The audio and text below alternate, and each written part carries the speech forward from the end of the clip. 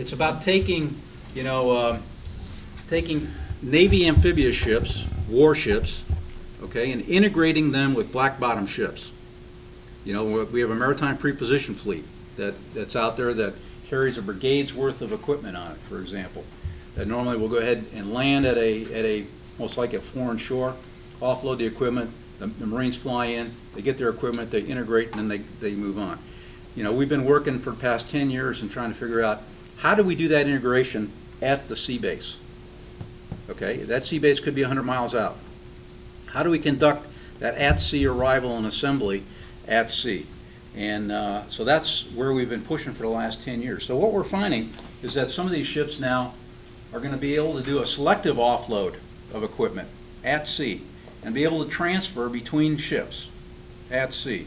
And we've got some experimentation that's actually going on, as it's been going on in the last couple of weeks, that where we're doing skin-to-skin marriages, be able to drive vehicles and transfer this cargo.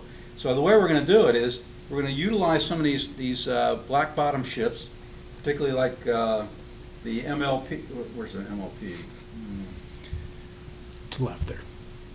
Yeah. Right above. Yeah, there it is, the MLP.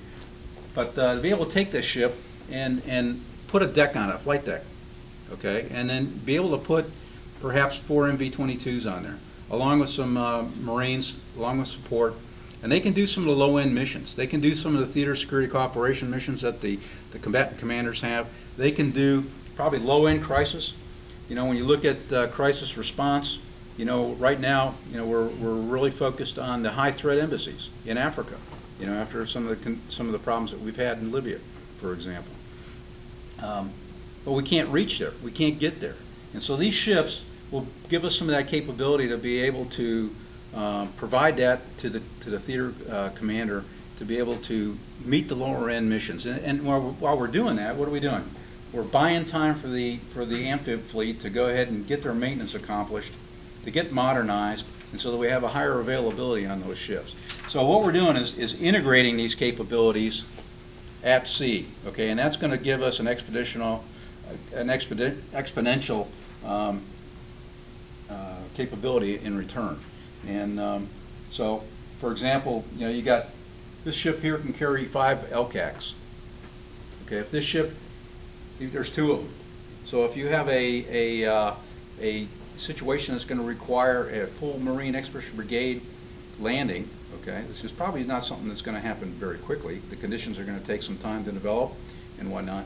You know, you can bring these ships out. They can bring additional LCACs out there, for example, to help project the force. So it's not only just the LCACs that are on the L-class ships, but there's LCACs that can be brought in, additional capability that can be brought in. So it's going to be about taking this sea base, integrating these capabilities to get the exponential, you know, capability that we need ashore.